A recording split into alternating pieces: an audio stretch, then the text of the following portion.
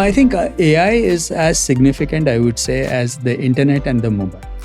In the following sense, that typically when you look at cloud, my grandmother wouldn't care about cloud. Correct. But mobile and internet, everyone cares about.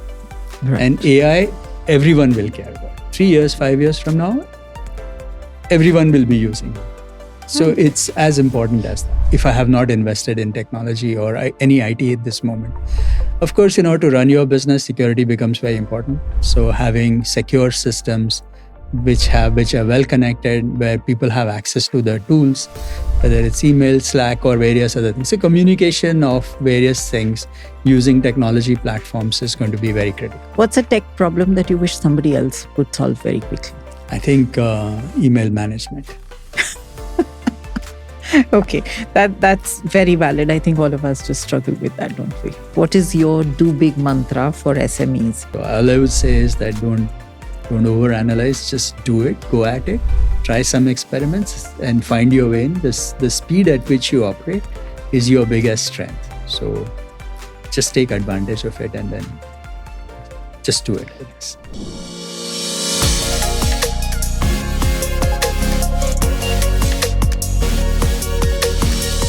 Welcome to the very first episode of the Tata Tele Business Services Do Big podcast for 2026. Today we have with us an industry veteran, Dr. Anand Deshpande, founder, chairman, and managing director of Persistent Systems. A technologist, entrepreneur, and long-term thinker, Dr. Deshpande has spent over 3 decades building one of India's most respected technology companies. Long before product mindset and deep tech became buzzwords. With a PhD from Indiana University, he has championed knowledge-driven engineering, nurturing thousands of tech candidates across the world.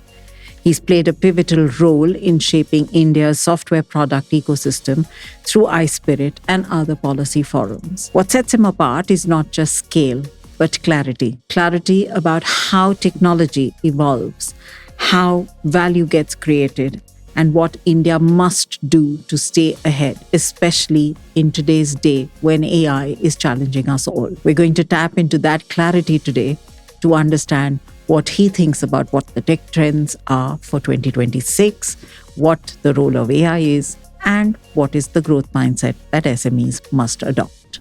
Dr. Deshpande, absolutely wonderful to have you here on the Big Podcast. Thank you so much for joining me today.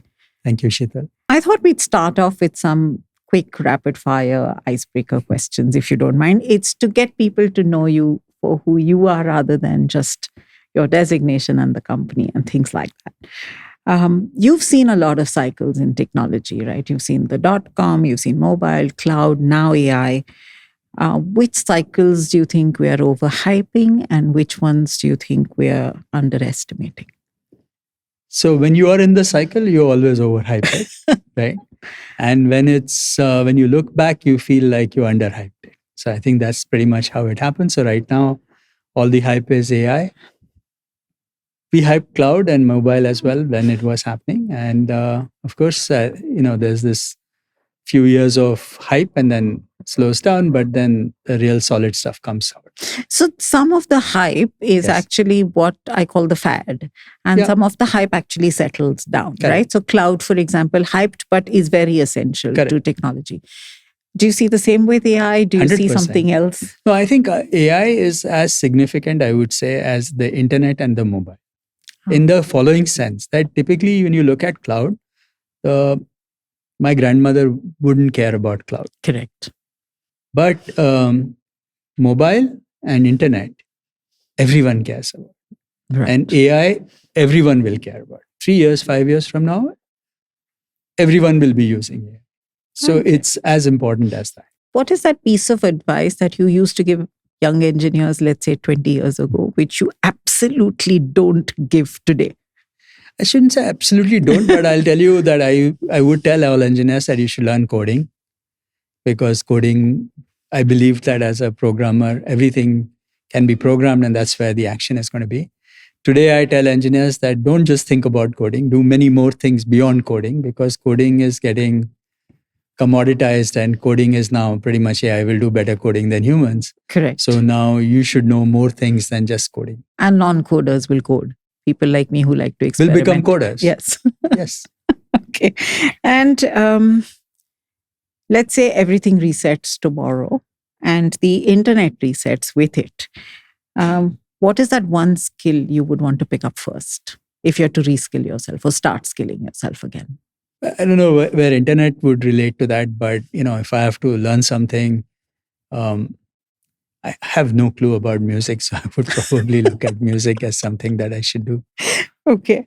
If you could have a 10-minute, forget 10 minutes, if you could have coffee with anybody who's a historical technologist, who would you want to have coffee with? Today, if I were to ask this question, I would love to have coffee with Demis Hassabis right now. Okay, and why that? Because I think he's thinking very differently about tech and AI and everything else. He comes from a very different background. Seems like a sweet guy. Okay. I only listen to him on his video podcast. So I think it'd be cool to have coffee with him. Okay. And historical, if you had to go back in time and have some coffee? Well, so I wouldn't mind. I would love to talk to Lokmanya Tilak. Okay. Fantastic. Last one. What's a tech problem that you wish somebody else would solve very quickly? I think email management. Okay, that's very valid. I think all of us just struggle with that, don't we? Thank you for that. That was a quick introduction to yourself. I thought we'd start off, given that this is about 2026 and we're doing this as our first episode of 2026.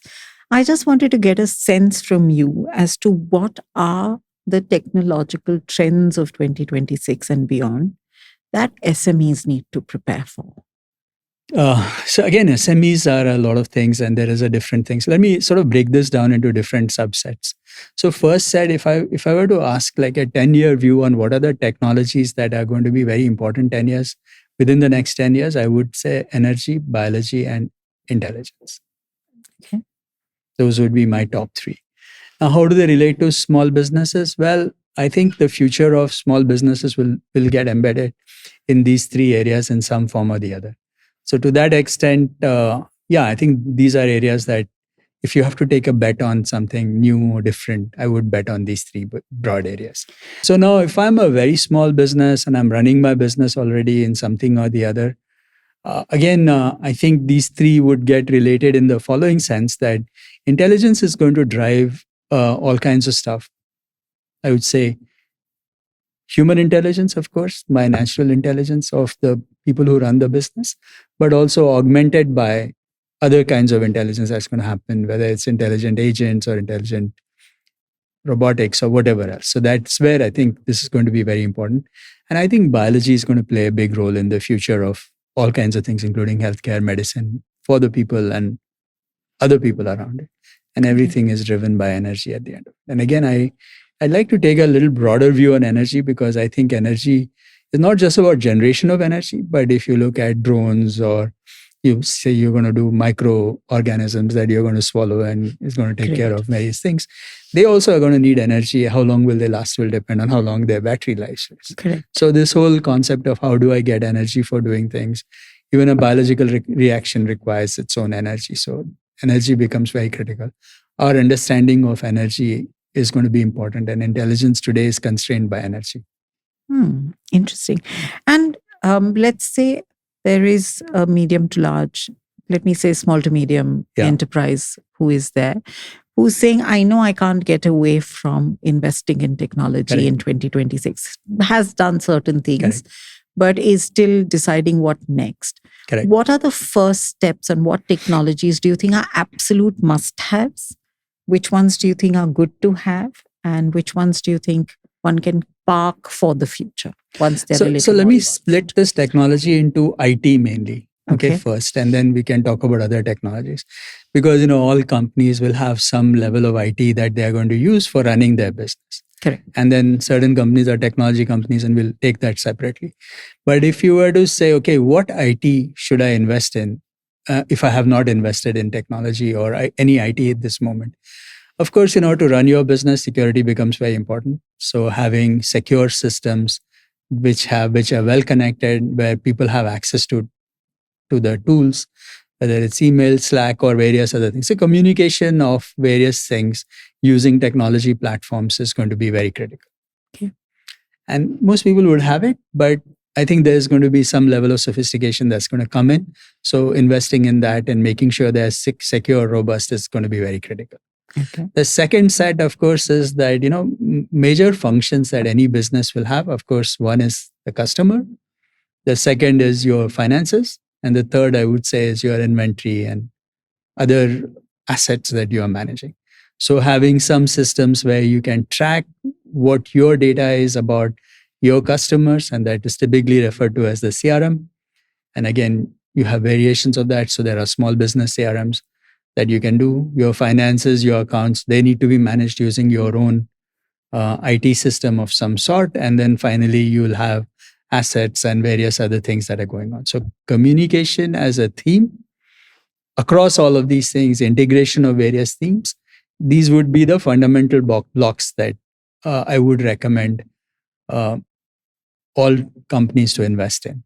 And of course, now you would overlay AI on top of all of these things. And AI has multiple benefits. One is AI will allow you to make decisions and intelligent choices on your data set if you have the data set in the right place at the right time. Also, AI can help you set up your own systems as well to be far more efficient and effective, which is again another benefit that AI will bring in. So you talked about AI will be able to do it if you have the right data sets. Yes. To ensure that they get the right data sets, etc. What is it that SMEs should watch out for? Because garbage in, garbage out is what will happen otherwise. So. Correct. But no data and no data out is even worse than garbage in, garbage out, right? So the first and I think the most important thing is that is the data that you have that runs your business. So if you're an engineering company, maybe you have drawings, designs, a whole bunch of things that are related to that. If you're a store, retail, whatever else, you might have different kinds of data sets. So whatever data sets do you have the data organized in a way so that you can make intelligent decisions that are based on your data. So as they say, data-based decisions is what people want to make. And for making those data-based decisions, you need to have systems that support you to make those kinds of decisions. So I think that's really what I'm referring to. And every business will have different kinds. But every business has customers, so you have to know who your customers are. And how do I know which ones are going to buy from me and how they buy from me? So I have to track and maintain that data set. So that's how one would look at it. And so one of the other challenges that a lot of SMEs have is that you have data within the system, but they're in silos. So the marketing team will own the marketing data or the customer data. The finance team will have finance. Somebody else will have supply chain logistics data. How can one get a one view of this kind of data for you to be able to take intelligent decisions for risks? So I think there are two things that are happening. One set is that more and more of these systems are starting to be such that within that same system, especially for SMEs, you're starting to get full packages. Like Zoho has everything in it, and you can build your own as well, which is now fairly possible because of the text that is available.